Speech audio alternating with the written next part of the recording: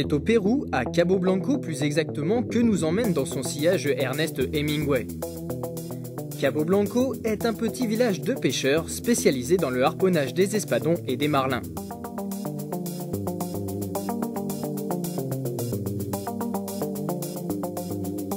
Il est encastré au flanc d'une falaise face aux plateformes pétrolières jadis exploitées par les Anglais et devenu aujourd'hui le territoire des frégates et pélicans qui ont envahi cette partie désolée du nord péruvien. Dans les années 50, ce petit port a connu une notoriété certaine grâce à l'arrivée d'imminentes personnalités comme Sir Woodward de la compagnie d'électricité cubaine, l'écrivain Kip Farrington et surtout le grand Alfred Glassell, président de Texaco et toujours détenteur du record du monde du plus gros marlin noir sorti des eaux du Banco de Cabo Blanco. En 1951, Ernest Hemingway, prénommé Papa, surnom dont il a hérité au bar du Sloppy Joe's à Key West, venait de publier Le vieil homme et la mer. Ce livre lui a valu le prix Pulitzer, un événement majeur pour une œuvre unique et dont les droits cinématographiques ont été cédés à la Warner Bros. Ernest décrivait dans son livre un poisson d'une taille si exceptionnelle qu'il en embarrassa les producteurs. Où trouver un tel poisson pour les images du film ? Cuba était exclu, les requins attaquant les poissons ferrés avant même qu'ils ne soient remontés à bord. En 1955, on trouva la solution en proposant le Pérou. L'acteur Spencer Tracy fut choisi pour interpréter Santiago, le vieux pêcheur. Un choix qui ne convint pas à Hemingway, qui trouvait l'acteur bien trop bedonnant. Cabo Blanco était déjà un lieu de prédilection pour les pêcheurs, dont le tableau affichait une trentaine de marlins de plus de 1000 livres et 3 de 1500 livres. La moyenne des prises tournait entre 600 et 900 livres. Le plus petit des marlins pesait 400 livres. Dans ce village de pêcheurs, un homme a bien connu l'écrivain Jesus Cruz, Jésus Lacroix. Et oui, ça ne s'invente pas, il a aujourd'hui 81 ans. Hemingway l'avait engagé comme guide pour ses sorties en mer, il est la mémoire vivante du pêcheur Don Ernesto.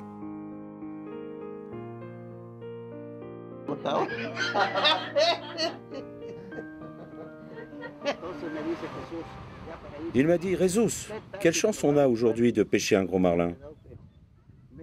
Alors je lui ai répondu, Don Ernesto, vous pêchez 2-3 jours, et voilà. Le 4e jour, ça y est. Et le 4e jour, il est tombé sur un marlin d'une taille monstrueuse, mais monstrueuse. Plus grand que tout ce qu'on pouvait imaginer. Tellement qu'on s'est battu, mais battu. Quand ils sont revenus, je lui ai demandé qu'est-ce qui s'est passé. Don Ernesto m'a dit que j'avais accompli son vœu le plus cher. Il m'a dit, grâce à toi, tout s'est bien passé. Et je vais revenir. Il était très satisfait, très content. Il m'a également dit que, grâce à moi, toutes les conditions étaient réunies. L'aventure, la pêche, la mer. Et surtout, il m'a dit, Jesus, c'est bien plus fort que tout ce que j'ai pu écrire. J'ai fait un bon livre, on va faire un bon film. Et je vais revenir. Mais il n'est jamais revenu. Gregorio, lui, il venait tous les jours avec le Seigneur Ernesto et tout l'équipage du bateau.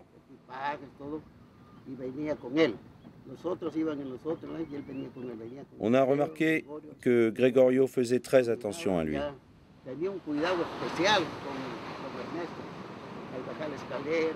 Il lui tenait la main quand il descendait l'escalier.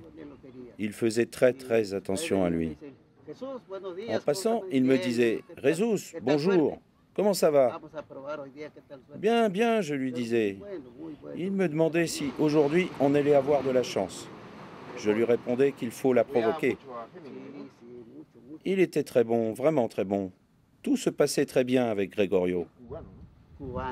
Il était cubain, mais né aux Canaries.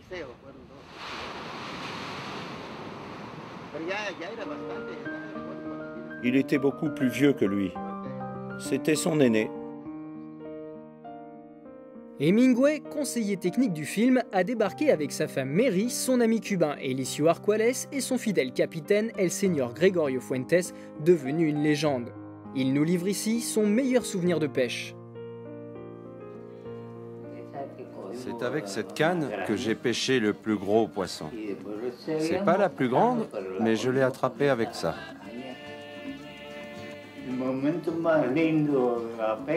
Le moment le plus fort était au Pérou, à Cabo Blanco. C'est là que nous avons eu la plus grosse pêche, la meilleure aussi. Car c'est là-bas qu'on a pêché le marlin le plus gros. 1543 livres. Il n'y a pas d'histoire à ce sujet. Il n'y a que du travail, et du bon travail. Un travail de 7 heures. Le temps a embelli les souvenirs du vieil homme. En réalité, Papa Hemingway a pêché à Cabo Blanco 3 marlins de 680, 750 et 910 livres. Fuentes, du haut de ses 104 ans et de ses multiples aventures, confond peut-être avec la prise de Glaceul du 4 août 1953. Une prise mémorable, un marlin retors de 1560 livres qui s'est débattu pendant 1h45 minutes au bout d'une canne de 130 livres, après être sorti de l'eau 49 fois. Si Gregorio Fuentes a la mémoire de ses artères, Glaceul, lui, se souvient de cette longue lutte acharnée contre ce marlin. De l'image rare et émouvante d'un compagnon solitaire de plus de 1000 livres qui suivait la ligne, le prisonnier et le bateau, et semblait dans un encouragement muet supplier le marlin de continuer à se battre. Qui a dit que les poissons ne parlaient pas? C'est à 1200 km au nord de Lima, devant des montagnes ocre bardées de tuyaux et piquées de pompes à pétrole, que se dressent aujourd'hui les ruines du très snob Fishing Club. Un endroit où toutes les vedettes des années 50 aimaient se prélasser. De Marilyn Monroe à Lord Mountbatten, en passant par John Wayne, James Stewart ou encore Nelson Rockefeller, un endroit décrit sous la plume d'Hemingway. Le vent soufflait jour et nuit. Le sable s'infiltrait partout dans votre chambre, venant du désert qui forme la côte. Et le vent faisait claquer les portes. Les condors mangeaient les pélicans morts sur les grèves. Les chambres des Hemingway sont vides, les lattes de parquet éclatent sous la chaleur, cependant un gigantesque marlin naturalisé trône toujours dans l'ancien salon, celui pêché par le champion du monde, Alfred Glaceul.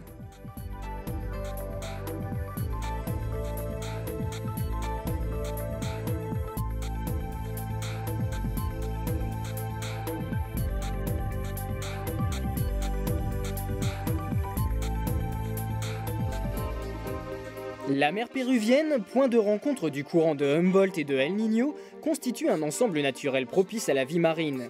La richesse de ses eaux attire de nombreuses espèces de poissons fourrages et leurs prédateurs, ainsi que d'innombrables bancs de calamars géants, la pota comme ils sont appelés là-bas.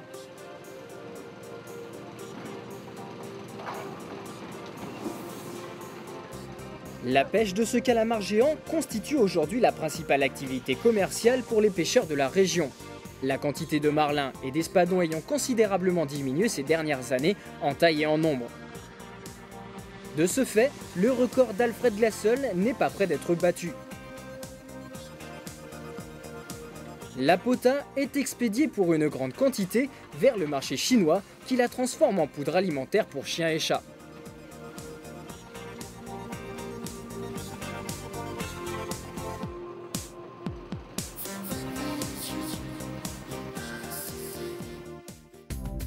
L'IGFA, Association internationale de la pêche sportive, a été fondée en 1939 par l'Américain Michael Lerner et l'Australien Clive Firth. Elle a rapidement pris une ampleur mondiale et a élu en 1940 Hemingway son vice-président. Il a conservé ce titre jusqu'à sa mort en 1962. L'auteur a été le premier à critiquer ceux qu'il appelait les gros vieux porcs. Ces pêcheurs qui amarraient leurs lignes au bateau et ne pensaient qu'à se faire prendre en photo avec leur prise ou encore à passer pour des héros dans les journaux locaux ou les livres de records.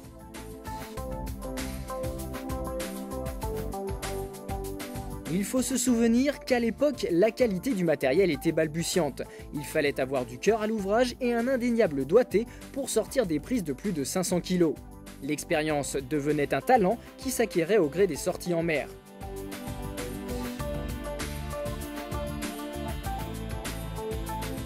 Miss Farrington a été la première femme à pêcher à Cabo Blanco, sortant un espadon de 584 livres.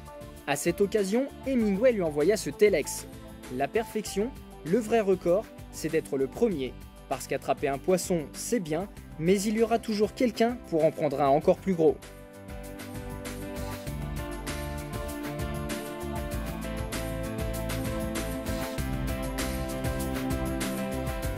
L'IGFA est aujourd'hui la première organisation de pêche sportive. Elle compte des représentants dans 75 pays, elle enregistre les records établis en mer et en eau douce. À l'heure actuelle, elle vise surtout à garantir la meilleure protection possible aux espèces intéressant les pêcheurs et à veiller à ce que les droits de ces derniers soient respectés. Son autre objectif est de favoriser les programmes destinés à marquer les poissons ainsi que les opérations scientifiques permettant de rassembler des données sur le milieu aquatique. Elle a pu intervenir lorsque des espèces se sont trouvées particulièrement menacées. Ainsi, la plupart des migrations transocéaniques des plus gros poissons ont été cartographiées à l'aide des marquages réalisés par ses membres. Il est très fréquent de voir dans les zones où se pratique la pêche au gros, des pêcheurs attraper un poisson, le marquer puis le relâcher. Il y a eu, en dehors du record du monde de Glassol pour son marlin noir de 707 kg, une pêche à la traîne tout aussi extraordinaire en 1970 au large d'Hawaï, avec un marlin de 817 kg. Mais cette prise n'a pas été acceptée comme un record puisqu'elle a été réalisée par 3 pêcheurs différents qui se sont relayés. Alfred Dean, quant à lui, a fait date avec le record absolu de prise à la canne en 1959. Il a ainsi pêché un requin blanc de 1208 kg. Une victoire éclipsée presque 30 ans plus tard en 1986 par la capture d'un requin blanc de 1552 kg dans l'état de New York. Mais encore une fois, 2 pêcheurs successifs s'étant relayés pour battre ce monstre, ce record n'a pu être officiellement homologué par l'IGFA.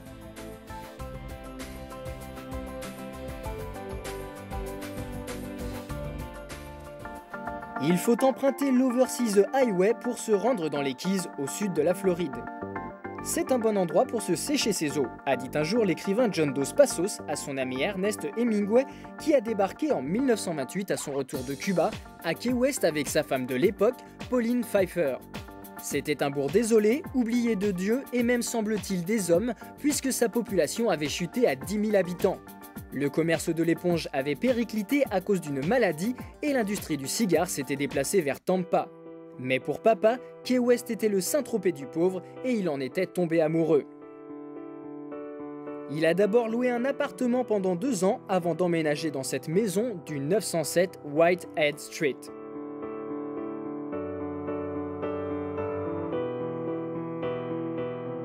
Les fondations sont en blocs de calcaire directement prélevés sur le site.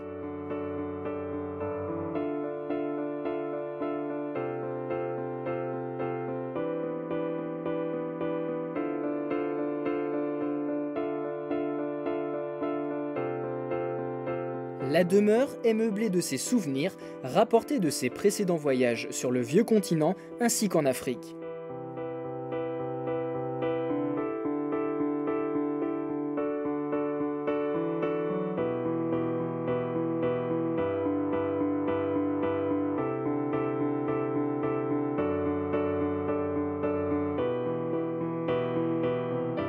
Le mobilier quant à lui est parisien et des œuvres d'art sont accrochées un peu partout. Elles sont issues d'inconnus ou de personnes plus célèbres. Il faut dire que les amis intimes d'Hemingway s'appellent Miro, Matisse ou Picasso.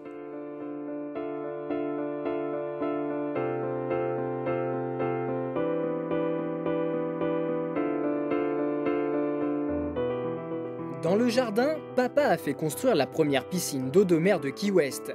Une piscine qu'il a dessinée lui-même et qui lui a coûté à l'époque la somme faramineuse de 20 000 $.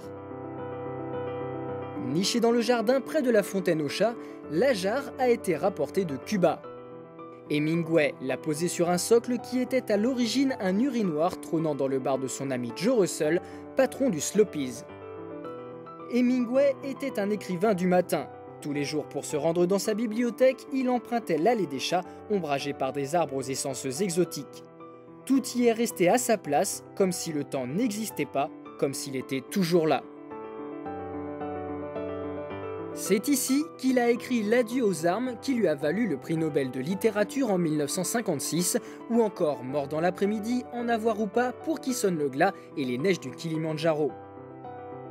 Mais la visite serait bâclée si l'on oubliait ces fameux chats que papa affectionnait spécialement.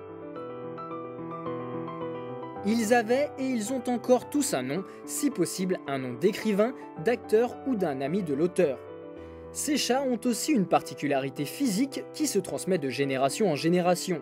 6 doigts griffés au lieu de 4 et certains ont l'air de porter des moufles.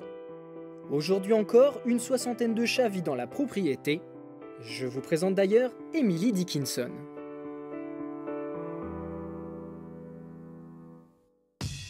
Après avoir divorcé de sa femme Pauline en 1939, Hemingway s'est installé à Cuba. La résidence de Key West est alors devenue un lieu de passage, mais l'auteur ne s'est jamais résolu à la vendre et la garda jusqu'à sa mort. C'est à quelques rues de sa maison que papa avait l'habitude de passer une bonne partie de son temps avec son ami Joe Russell. Pour Ernest, Joe avait 2 qualités. Il possédait un bateau et un bar. Joe avait aussi des valeurs d'amitié chères à Hemingway. Un jour où il avait reçu un chèque de 1000 $ pour son roman L'adieu aux armes, le banquier de la First National City Bank refusa de l'encaisser sans garantie. C'est alors Joe qui se transforma en banquier pour son ami Ernest, prenant le chèque et lui donnant du liquide. L'argent peut aussi sceller une amitié. Depuis ce jour, les 2 compères ne se sont plus quittés, partageant leur temps entre la pêche sur le bateau de Joe, qui emmenait aussi des touristes fortunés moyennant quelques dollars, et son bar, le Sloppy's, dans lequel il trafiquait du rhum en provenance de Cuba.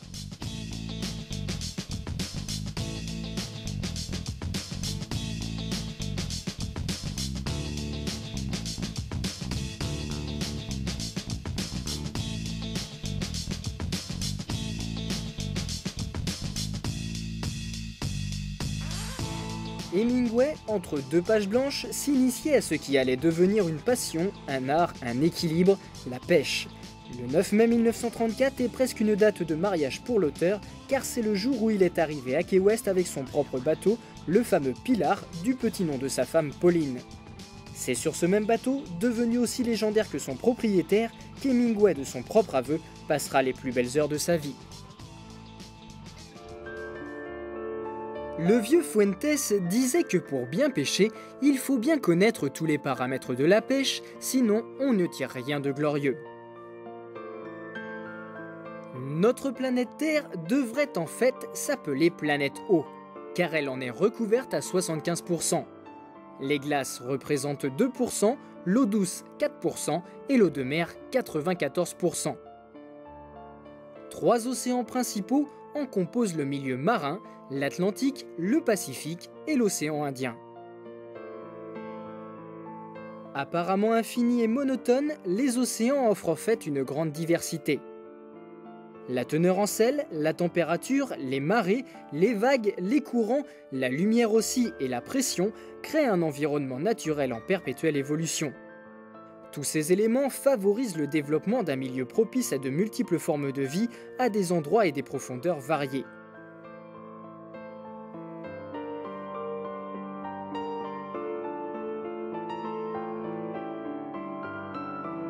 La surface des océans est parcourue de courants dont la température varie selon les régions.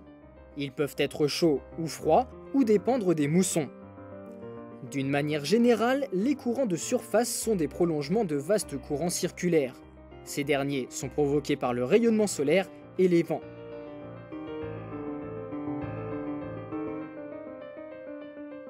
Le Gulf Stream, par exemple, la Grande Bleue, comme l'appelait Hemingway, est composé de 6 courants chauds différents.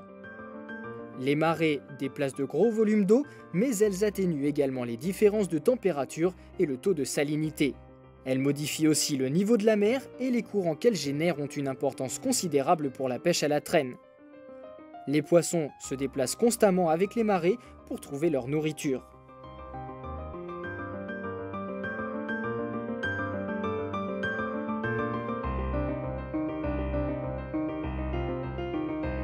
Il y a une nette différence dans les méthodes de chasse des poissons selon qu'elles se déroulent dans des eaux calmes ou des eaux courantes. En eau calme, le prédateur poursuit les bancs de poissons, par contre en eau courante, il aura davantage tendance à se dissimuler pour attaquer sa proie par surprise.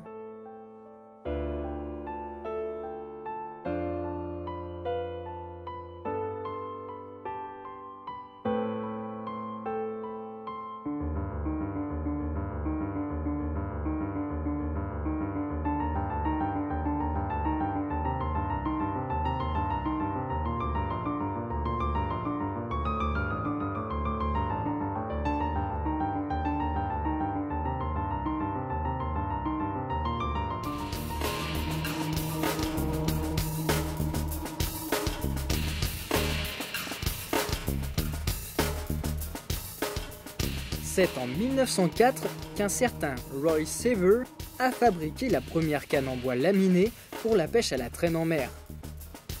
Et c'est William Boschen qui a présenté le premier moulinet amovible avec un frein incorporé. C'est ce même Boschen qui a pris le premier espadon à la canne, il pesait 162 kg.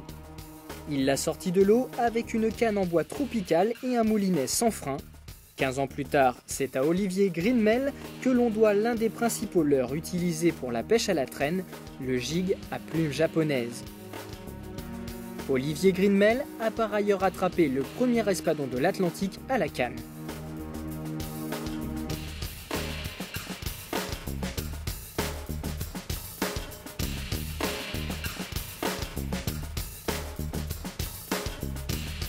Hormis la vue, le toucher et l'ouïe, les marlins ont aussi un sens olfactif et gustatif. Ils possèdent en outre un sixième sens qui leur permet de déterminer la température et la pression de l'eau qu'ils peuvent supporter. Leurs données sensorielles sont principalement traitées dans les hémisphères cérébraux. Une perception particulière entraînant généralement une réaction déterminée chez ces poissons, le pêcheur a tout intérêt à connaître à la fois ses sensations et leurs conséquences afin d'utiliser les leurres les mieux appropriés.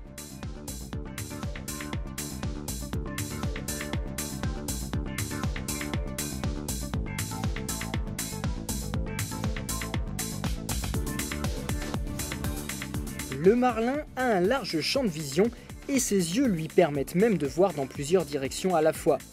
Il peut voir tout autour de lui, droit devant lui, il peut voir avec les deux yeux indépendamment et apprécier les distances avec précision.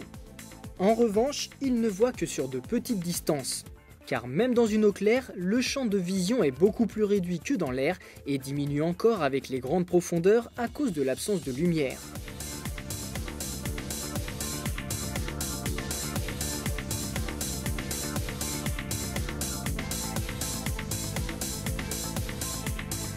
Le makera, c'est le nom scientifique du marlin, peut aussi entendre. Son organe auditif correspond à l'oreille interne humaine et lui permet également de maintenir son équilibre. Les organes tactiles du poisson, quant à eux, sont situés sur la peau. Ils lui permettent de sentir des courants et des différences de température à peine perceptibles pour les humains, mais d'une extrême importance pour eux, notamment pour le frais et la recherche de nourriture.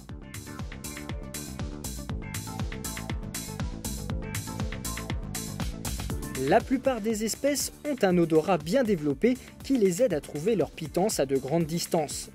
L'organe olfactif est situé au niveau des yeux et les organes gustatifs sont placés à l'intérieur et autour de la bouche ainsi que dans la gorge.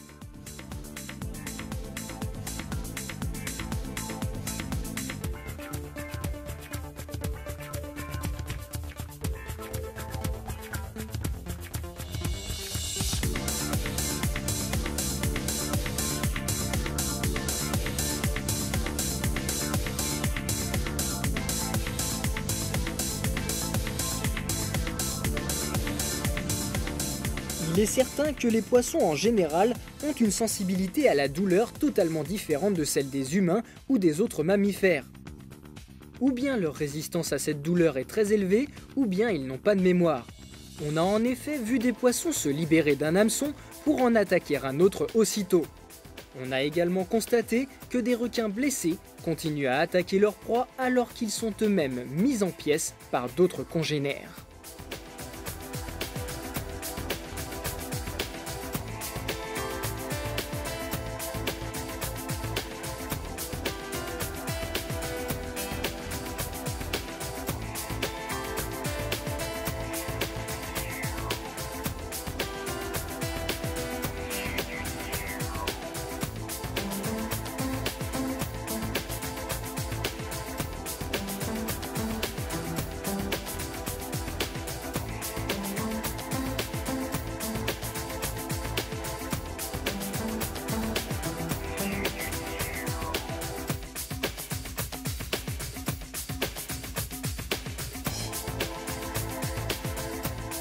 Enfin, connaissez-vous la prière du pêcheur? Saint Pierre, accorde-moi d'enfin prendre des poissons si grands que la tentation de mentir en les décrivant me soit à tout jamais épargnée, car je ne suis qu'un pauvre pêcheur.